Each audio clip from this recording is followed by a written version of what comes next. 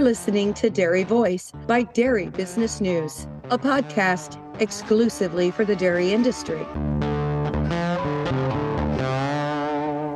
One of our sponsors of the Dairy Voice podcast is National DHIA. NDHIA ensures information accuracy and represents their members' interests. They are the direct voice for the dairy information industry. To find out more, go to dhia.org.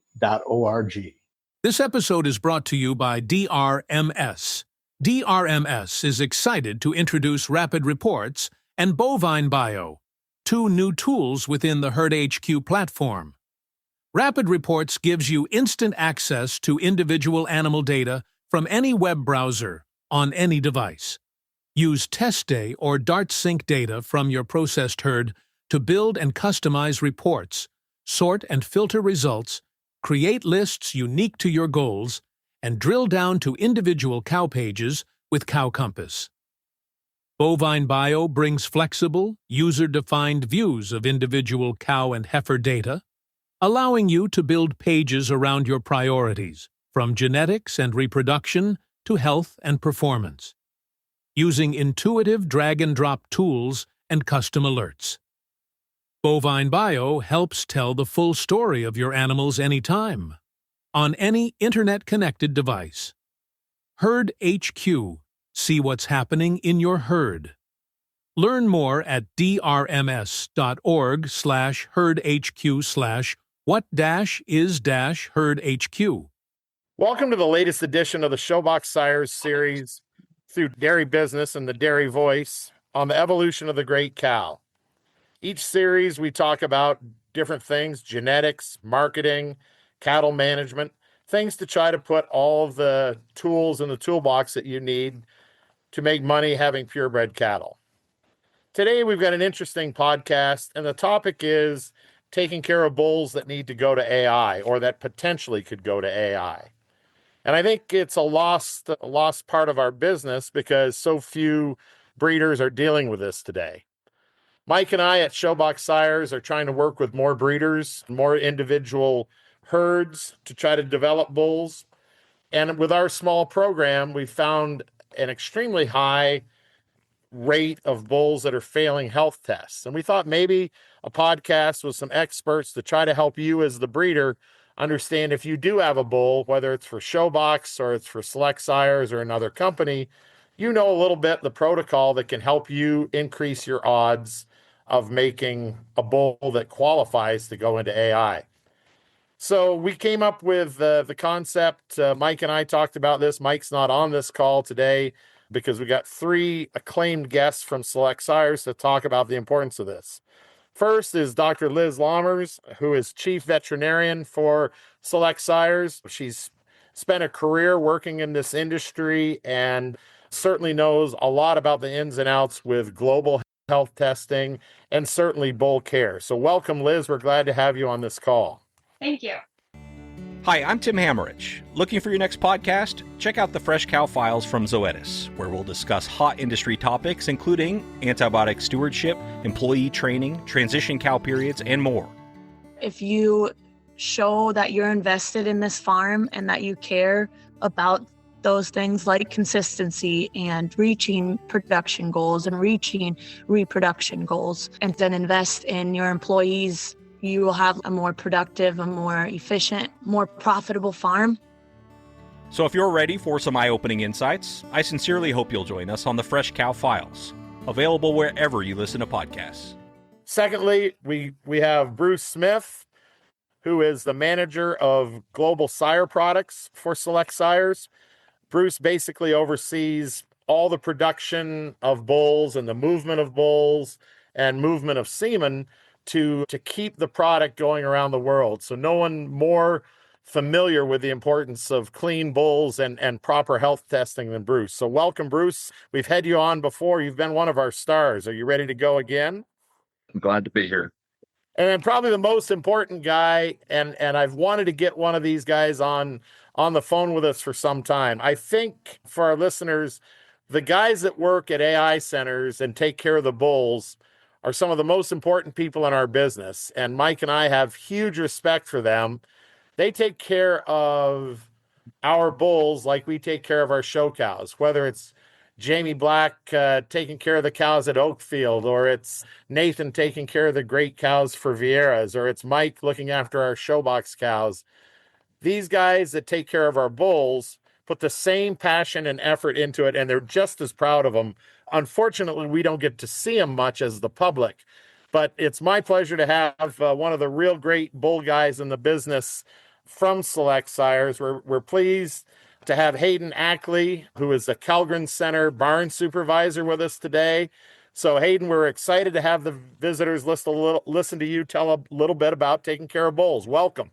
Thanks, Tim. So we're going to dive right into this with these three guests, and are excited to dig into some of the reasons that we need healthy bulls and globally qualified bulls. Bruce, I'm going to start with you. In your world, why is the health status of a bull population so important to you? Because that health status determines where we can export that semen. In our world, yes, we are a US based company and a cooperative company at that. So our owners are U.S. dairy and beef producers. But today in the Select Sires system, and just reading an article recently in one of the other publications, I forget, I was interested in how close we at Select Sires mirror the NAAB numbers. But currently of our Holstein sales, 63% of that leaves the United States. So therefore, meeting the health requirements in the other countries that we're going to is of huge importance to us. Well, and I think I'm going to reiterate what you said, Bruce. 63% of your product going out the door, and it's not just Select Sires, it's NAAB numbers. And we'll get into this with Liz, but Bruce, you're not making the rules for this, right? You're following the rules. Yeah, we just have to follow the rules that those countries provide for us to meet. And I think it's important that we all understand that, because we all love to throw rocks at you guys at the AI centers and say, why is Bruce or Dr. Lahmers saying we can't bring our bull in? Truly, it's not that easy, right? It's not you guys choosing that. So, Dr. Lahmers, as we talk about this, tell us a little bit about regulations around the world and why it's so difficult and why is it so important. So each country works with our USDA to negotiate a health certificate based on their regulations and our disease status as a country. And every country is responsible for coming up with their own regulations. We try to put forth guidelines of things that we think are important.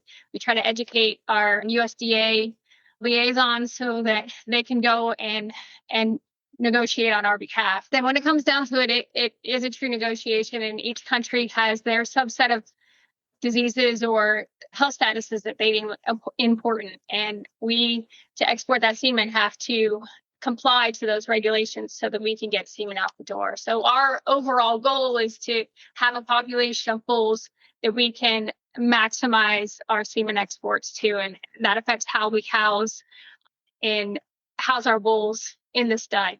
All of our bulls are housed by health status in the population.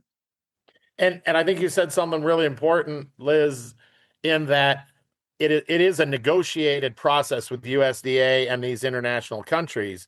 But the bottom line is what New Zealand needs or what Iran needs are totally different, and they are developed to meet their health status qualifies, right? Correct. And if you go to these countries, you understand some of that. I just got back from New Zealand, and you look at the sheep and the deer population in New Zealand and, the size of that island and the number of livestock per acre, you understand why that the governments have to have that.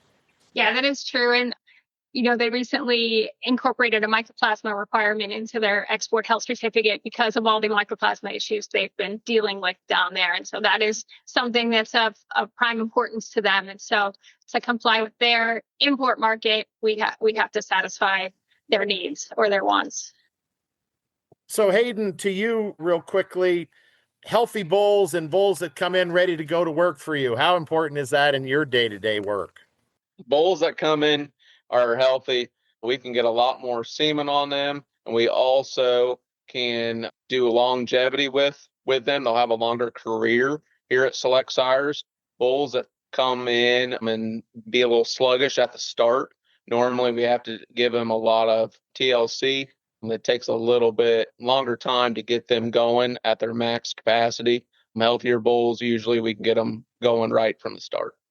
Really important words to our listeners, Hayden, because it's no different than a guy with a 2-year-old calving that has a DA or retained placenta when they calve. It takes them longer to get into production. Same thing with your bulls, right? If they come in unthrifty, unhealthy with problems, you got to deal with that, right? Yes. Yes, we have to deal with that.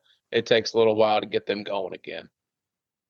So, Dr. Lahmers, tell us a little bit about what are things you look at of importance for growth and development of a bull when you're studying a bull, whether he can come into select sires, and what are the things our listeners need to be thinking about that is important to you and Hayden when they come in? So we need those bulls to get off to a great start. They need to, first and foremost, have their good dose of colostrum so that they can be healthy, because we're limited on the vaccines that we can use on these bulls.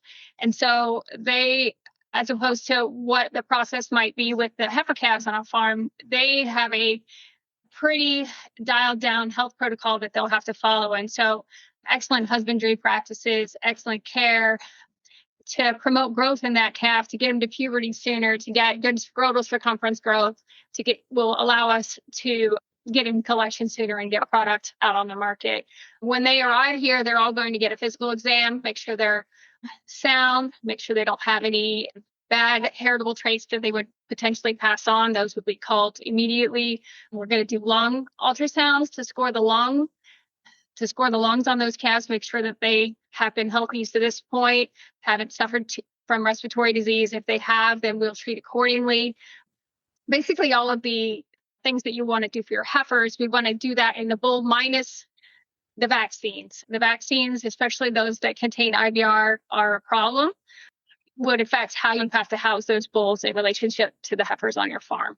I think that's really important because, Liz, as kids growing up, if we kept a bull on our farm, right, you threw him in the corner and you threw him the scrap feeds, and when he got to puberty, then he'd start breeding cows, but there was no rush, and you fed him the scraps and you put him in the dark, dusty corner of the barn, right?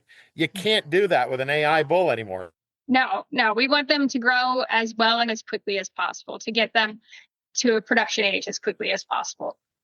And I compare it, Liz, to many of us raise show heifers. We individually care for show heifers to get them the most growth and the right body condition and the right development. A bull is no different, right? Correct. Yeah, I mean, obviously the protocol is different. Do everything that we can to promote growth and health on that calf, because on the tail end of that, we're only going to benefit from the semen production that he can potentially make. And I want to go to you, Bruce. You tell some interesting statistics on the development since genomics, what your population of bull produces. And I don't need the exact numbers, Bruce, but give our listeners a little bit of a glimpse at why are these young bulls so critical? The demand is huge, isn't it? Yeah, the demand is huge. Genomics has pushed us to wanting the best, the earliest. And so our goal is to get bulls in the stalls and producing at an earlier and earlier age. As an example, in 2008, at the onset of genomics, our median age of bull and collection hair select sires was 56 months of age. Today, that median age is 19 months of age. So we have changed that drastically since the onset of genomics. What that means in our world, though, also then is significantly less production per stall. So we need good producing bulls to come in and ready to work. But the average bull, by that difference of 36, 37 months of age, that equates to over 2,500 units of semen per month less that we're getting today. That's a huge number. And again, Hayden, you've seen the bulls, the age at which you are collecting bulls really changed the past decade. Oh, yes. When I started, they were all proven sires, mostly in Calgary. And then now we have some 18, 19-month-old bulls in our barn. And truly, the difference is the size of the factory, right? Like a 19-month-old bull is going to produce a lot less semen than a 56-month-old bull. Oh, Bruce, you told us that statistic, but functionally, right, Liz? That's what it is. Yeah, functionally, they don't have the factory to make the quantity yet. They'll get there, but when everybody is wanting the semen, they're still juvenile yet. This is my not professional opinion like Dr. Liz, but you referenced how you raise show heifers or whatever, and at some level, the semen production curve is not all that much different than the cow milk production curve, where she starts out lower as a 2-year-old, increases to a point in time, and then starts decreasing later again. It's kind of like our ability to work, right, Bruce? When we were 20, we worked hard. When we were 30, we were really rolling. And then now that we're old, we'd like to do a little less, right? That's kind of the deal. Liz and Hayden know nothing about that yet. Bruce and I are the experts. So Liz, I want to get to a really important piece of this podcast. What is the difference for me as a breeder between raising a heifer from the minute she's born until she's a yearling or 8 months old? The difference between a heifer and a bull. So the major difference is the administration of vaccines. So all of your combination vaccine products, your 9-ways, your 4-way respiratories, all contain IBR. Your intranasals, your viral intranasals all contain IBR. IBR will exclude those bull. So when we're vaccinating calves, our goal is to create antibodies to fight that infection if they're presented with it. So a lot of these countries have an antibody test that looks for IBR antibodies. That doesn't mean that calf was ever exposed. It means the test cannot differentiate between natural exposure and vaccination exposure. And so all we can do is provide a negative test to those countries. It's very, very important for those bulls to maintain a seronegative status. There's no commercially available viral respiratory vaccine product that does not contain IBR, to my knowledge. It used to be a handful. The only people that were using those were bull studs, and so the companies have done away with those. But that those IBR antibodies will exclude them from the European Union market, and there's a few other markets that they will exclude them from. And so that one is of utmost importance. One of the problems that we regularly see if somebody's using a viral intranasal vaccine on their farm, well, those intranasal vaccines are good. And so if you have a bull housed within 20 feet of a heifer that is receiving an intranasal vaccine, that heifer will share her vaccine with that bull calf, and now we have a positive bull. The way that the IBR virus works, it can lay latent for a while and then rear its ugly head again. And so when we test a calf and he's initially negative, if he's had a history of vaccine or a history of exposure, he always has that risk of developing an IBR titer. So that is one of the things that we fight on farm, because it's typically fine when calves are individually housed in a hutch or individually housed in a wet calf barn or something like that. But when they move to group housing, producers kind of run out of places to be able to segregate them out. And that's when we get exposure and sharing of titers. It doesn't mean that the heifers were sick. It doesn't mean that the bulls were sick. It just means that we presented them with that viral antigen, and then they made antibodies in response. And that is the only testing option we have to be able to export them. I think, Liz, that's as good a practical explanation as I've heard, because people say all the time, there's got to be a difference between actual IBR and antibodies from the IBR vaccine. What you're telling me is there is a difference, certainly, but we can't tell that with the test. So if I'm Australia buying this semen and you can't provide me with a negative IBR test, I don't know if the bull actually has IBR or he's just got antibodies. Is that kind of the hillbilly version? Yes. And the other thing you said that's critical that I don't think people, and I know it's tough to separate these bulls from the heifers. So you can leave your bull and not vaccinate him and vaccinate all the calves in the next pen over, and they're all licking each other and all sneezing on each other. What happens then? The heifers will share their vaccine with the bulls, and then you'll have positive bulls. It is not easy, right? And we don't pretend it's easy. And hopefully you're rewarded financially that makes the juice worth the squeeze if you want a bull in AI. Liz, let's take one more diversion, and there's several different health tests they have to pass, but we talk about leukosis and IBR the most because they're the most prevalent. Talk about leukosis prevention. Leukosis prevention in the calf, if you have the option to if you're putting in embryos or something like that, you would want to BLV test the uterine dam prior to putting the embryo in, because leukosis is spread by blood contact. And so there is potential to spread to the calf we've all seen bloody colostrum. If there's blood in colostrum, there's potential to spread that way. There's potential to spread BLV by reusing needles. If you have a BLV positive animal using the same needle on that calf. So you should always use single use needles. Those are probably your two biggest routes of spread. And so I think that knowing the status of the reset before you're implanting the embryo is of utmost importance. And that is actually a requirement we have. We need to know the uterine dam is negative for leukosis for some of the health protocols, but also just to keep the bull clean, right, Liz? We need to know that. Yes. If I test the recipient dam and after she's in the bull's in utero and she is positive, what should I do at that point? I would use maybe some colostrum from a negative donor, or you could use commercially available colostrum product to just give yourself an extra assurance and try to get that calf to be negative. And probably, I don't want to put words in your mouth, but removing that calf from mama, the quicker the better, right? To a degree with that. That's for a multitude of reasons, yes.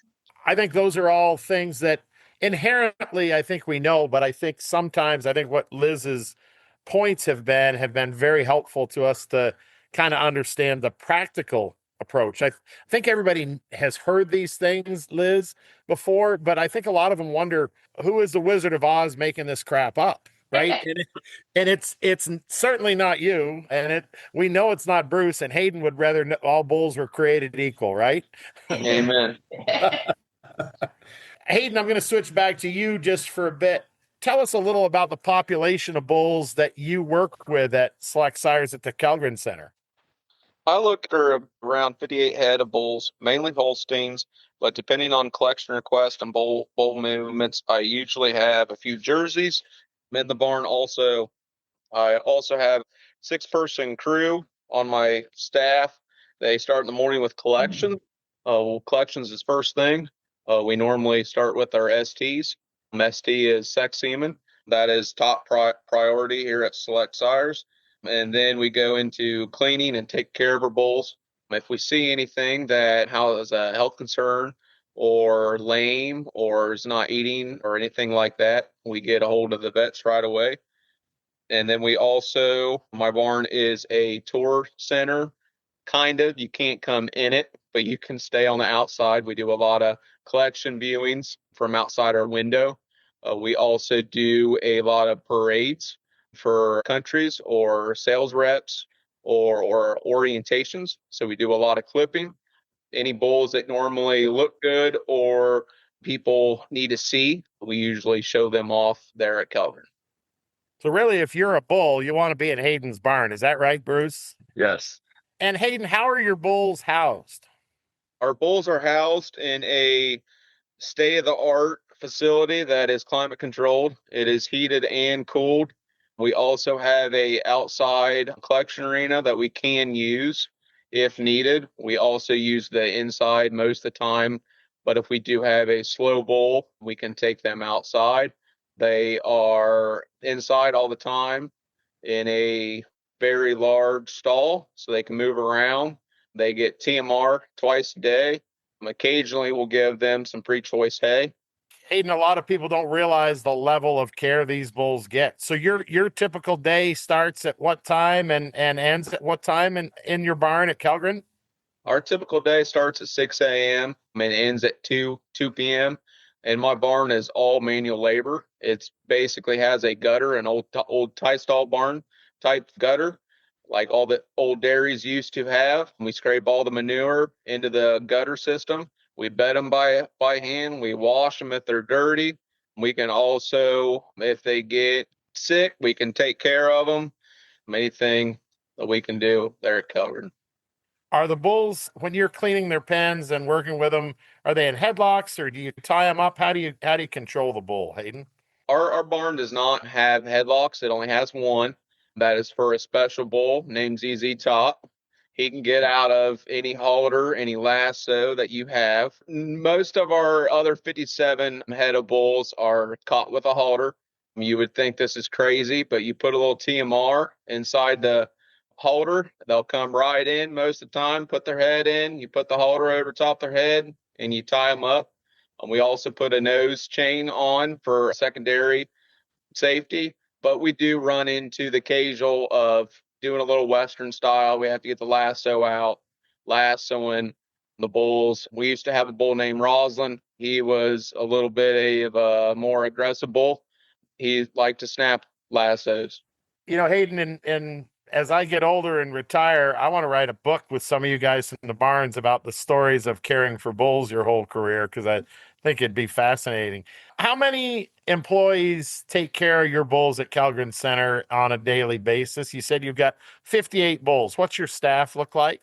I have 6 people on my crew. Including yourself? Including me, it's 7. Guys, if I had a herd of 56 cows, to have 7 people caring for them, that's pretty high end, isn't it? And you also have the full capacity of your vet staff anytime you need anything. Yes, they're always on call. Weekends, holidays, one of them will always answer.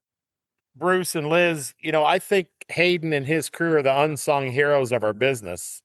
People don't realize the importance of what they do every day to putting out good product, taking care of our bulls. Bruce, you've been in this business forever. Give me your views on how important the barn crew and vet staff is to our industry.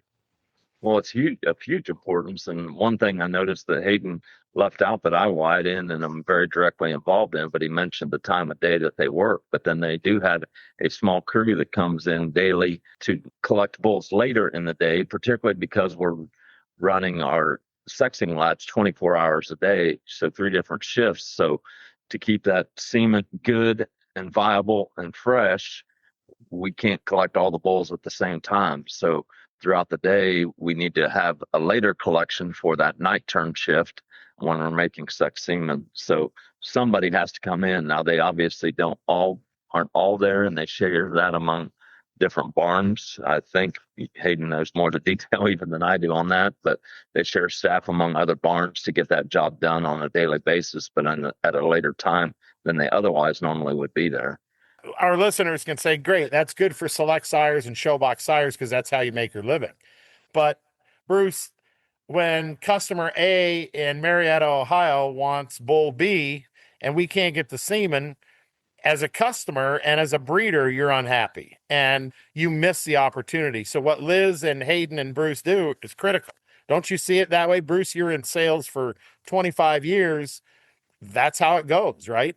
Yeah, absolutely. And it's of utmost importance from a sales staff standpoint to know that you're making a good quality product. And of course, the customer wants the good quality product. So we put all these things in place to make sure that we're making the highest quality product that we can from that given bull.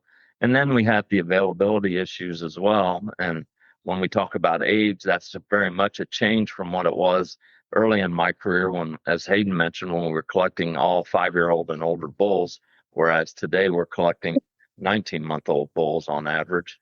So the availability equation is very different. And so we need to get as much as we can when we can out of them as early as we can to attempt to meet some level of availability. I think that's all great information. So Liz, I'll probably get in trouble with you for this question, but that's how we like to, if you're going to be the next Oprah Winfrey, you have to hit some tough questions. Okay. Okay. One thing that I get really frustrated with in this business is there are people and sales reps and competitive sales reps that if a bull is not having good fertility, they say, well, Select Sires is downing the number of sperm cells in there because they're trying to make the bull go farther because he's in demand and all that junk. Can you address that a little bit? How isn't a sperm cell is a sperm cell? Yeah, so sperm cells is sperm cells, sperm cell, and so much going into that bull making fertile semen. And we all know if we had the answer as to why you have bull A and bull B, and bull A is 100% fertile all the time, and bull B is hit and miss and hit and miss. If we could solve that problem, I wouldn't need to work here anymore. I could just sell that and be done. But, I think it's supreme frustration to all of us around here. You have a bull that when you look at him, he's healthy. When he comes into the arena, he works. But when he puts in the tube, you're like, what? Why does this not look good? Why do we have to trash this bull? Why is he limited? Why is he hit and miss? And I'm telling you what, if Hey Guy could solve that problem, it'd make our lives a lot easier. Those things, those little micro things that all the researchers are working on to discover why one bull who looks normal under the microscope is more fertile than the other bull that looks identical under the microscope. All those little chemical reactions that we don't fully understand. And that's nature. And truly, Liz, we're playing with Mother Nature a little bit here, right? Like we are manipulating what Mother Nature intended to be done to a degree. And I would also say, Liz, that I think all the rumors that when a bull's in your lab people don't know which bull's which, and they don't care. They put X number of cells in a straw, and that's what happens, right? Correct. Yes, correct. But Bruce, you've heard it out in the field that this bull is they're diluting him, or they're whatever, and we know it's all conjecture. But have you seen that in your career? Oh, absolutely. And there's no rhyme, no reason to it. And, the same bull can react very differently, even on two different herds. And I've seen that in my career. And so just back to what Doc Liz says, we don't know what causes all those differences. If we could make the most fertile semen around all the time, we'd love to do that. Great discussion. I'm going to switch as we wrap up things here. Dr. Lahmers, could you give us just kind of a recap of what are the big pitfalls you see with breeders to get a bull to you for Showbox Sires or for your Select Sires program? What are the couple takeaway points from you that breeders really need to think about if they have a bull calf born tomorrow that they want to send a stud? So I guess number one, I would say if you have a question or you think that this bull has potential to go to stud, email me somebody here. They'll get you in touch with me. I'll send you a written protocol of what to do, what not to do, so you don't have to try and remember what did she say, what am I not supposed to use. If you call and ask your herd veterinarian, they're probably going to turn and call me, because this is a weird instance. It's not something that everyone deals with all of the time. So that would be my easiest recommendation. Reach out for help and ask before you have this calf on the ground or shortly thereafter.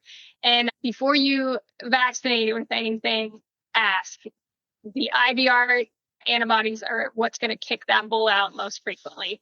The second would be BLV, just judicious use of needles when you're giving injections, good colostrum management, things like that. Great advice. And I want to reiterate, if you're thinking you've got a bull for AI, reach out to Dr. Lahmers at Select Sires or one of your Select Sires sire analysts, one of the guys that do that, Mike Duckett or myself.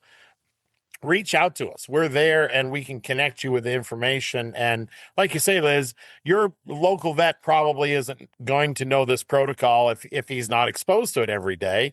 Just like I'm not even comfortable reciting it, right? Because there's what you have for a written protocol is what is the Bible for sure. Hayden, I think our listeners would like a quick story or two. Who are a couple of the most famous bulls you've taken care of? I've taken care of Atwood.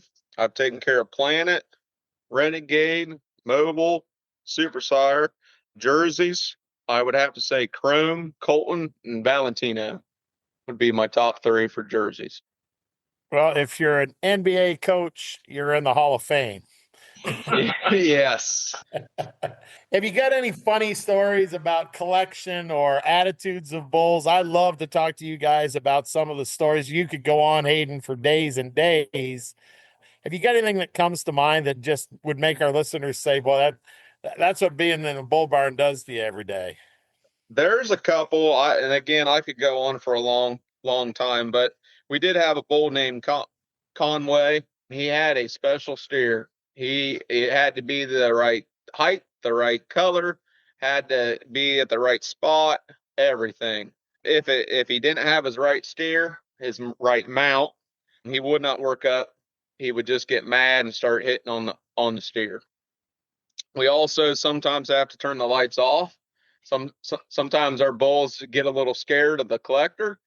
I even have heard, I have not used this, but I've heard that at some point somebody put an eye patch like a pirate on one of the bulls' eye so he couldn't see the collector when they went to collect him.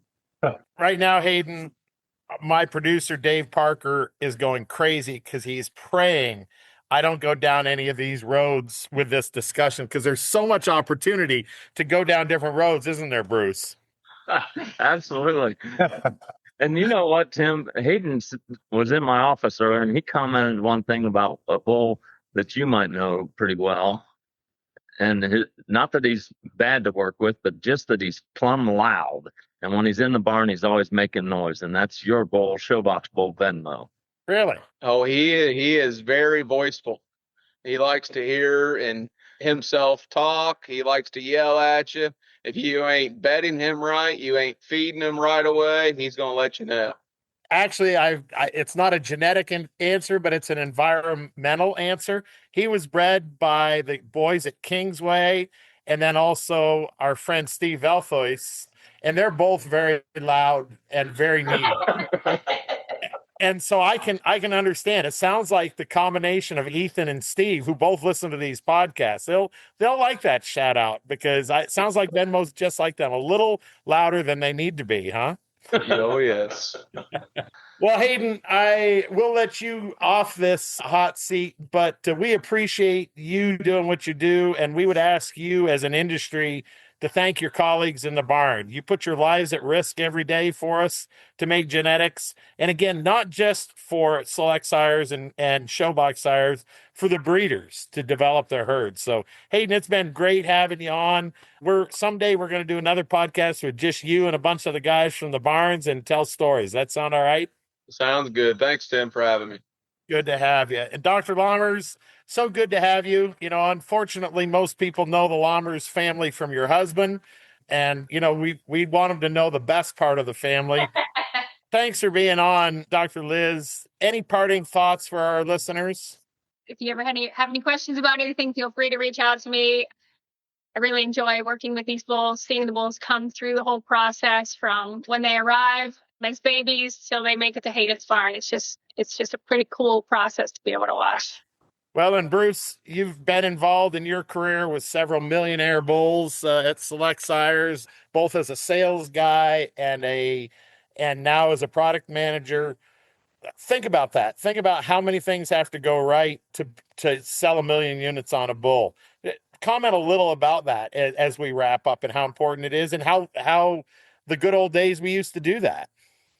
Yeah, and it's going to get less and less as we continue to move forward, because we're selling them from younger and younger ages. So we've got that volume component against us. But one bull Hayden left out.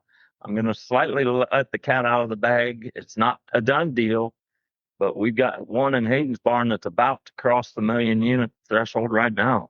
And within the next couple of months, I would expect, and it's going to be the first red bull in North America to be a millionaire. So Ranger Red is right at the cusp of it. It will be continually harder to do that. In the past, we saw bulls easily making 150,000 doses a year when they were 5, 6, 7, 8 years of age. And today, as I talked about with the age, when they're making it at 2, 3, and 4 years of age, they're not making that kind of volume. The genetic interval is so much faster and turning over so much faster. But by the time they get to that 5, 6, 7 years of age, often many of them have significantly slowed down in their sales. And so therefore, it's not because the bull isn't as good as those great old millionaire sires. It's just that we have changed generation interval so much. I actually just worked with Hayden on a tour, and if you look at Ranger Red's sire and grandsire and the generation interval that's happened with him and the other bulls in the barn, you know, Ranger Red, his maternal grandsire to his sire was 8 years difference, and then it was 5 years, and now we're dealing with bulls that are under 2 years just to make the next generation. So It's the reason that we're going to struggle to get to very many millionaire sires anymore. But those are still very valuable, but we need them to come in and produce early. Great parting thoughts there. And I've one little dissertation from me, Bruce, on the functionality of bulls, and I think Hayden and Liz, you'd agree. Like, I saw Rager Red last summer, and he is one of the most beautiful bulls you have in your barn. Functionally, the bulls sound like you can't make 1,000,000 units if you don't have good legs and a strong top line and some constitution, right, Hayden and Liz? Like, Yeah. Ranger looks as good as any bull that has gone through here. He looks amazing. I was blown away with how spectacular the bull looks, and it's no different than our great cows. Great bulls are the same. I think that's a great way to end our podcast with these comments from Dr. Elizabeth Lahmers, Chief Veterinarian at Select Sires, Bruce Smith, Global Product Manager for Semen at Select Sires, and then Hayden Ackley, who is the barn superintendent at the Kellgren Center, one of the most prestigious barns in our business. Guys, thank you very much for joining us on this Showbox Sires sponsored podcast, Evolution of the Great Cow. The evolution of the great cow takes great sires and great genetics, and I think the team at Select Sires has given you great insight on how that works. Thank you for listening.